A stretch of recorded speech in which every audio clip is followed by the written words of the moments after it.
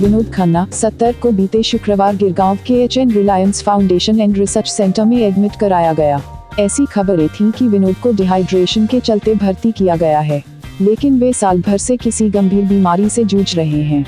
माना जा रहा है कि इसी बीमारी के चलते खन्ना 2015 में शाहरुख काजोल स्टार दिलवाले के बाद फिल्मों में नजर नहीं आए। गुरुवार को हॉस्पिटल से उनकी एक फोटो सामने आई। फोटो देखकर उनकी तेजी से गिरती सेहत का अंदाजा लगाया जा सकता है। क्या विनोद खन्ना को कैंसर है?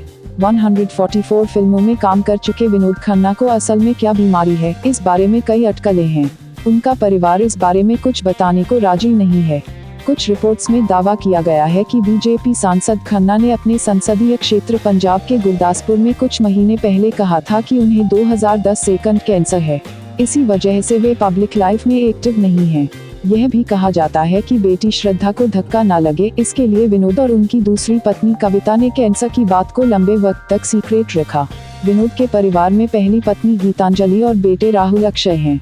दूसरी पत्नी कविता, बेटा साक्षी और बेटी श्रद्धा पाकिस्तान में जन्मे, बनना चाहते थे इंजीनियर।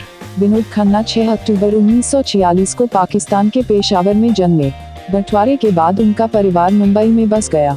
पिता टेक्सटाइल बिजनेसमैन थे, लेकिन विनोद साइंस के स्टूडेंट रहे और पढ़ाई के बाद इंजीनियर बनने का सपना देखा करते थे।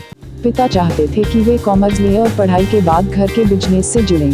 स्कूलिंग के बाद पिता ने उनका एडमिशन एक कॉमर्स कॉलेज में भी करा दिया था, लेकिन विनोद का पढ़ाई में मन नहीं लगा।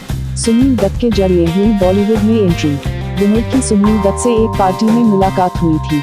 उस वक्त सुनील के छोटे भाई सोम दत्त अपनी होम प्रोडक्शन में मन का मीत बना रहे थे। इसमें सुनील दत्त को अपने भाई के किरदार के लिए किसी नए एक्टर की तलाश थी। विनोद खन्ना की पर्सनैलिटी, ऊंची कद-काठी को देखकर सुनील दत्त ने उन्हें वह रोल ऑफर किया। यह फिल्म 1968 में रिलीज हुई और बॉलीवुड में विनोद खन्ना की एंट्री हुई।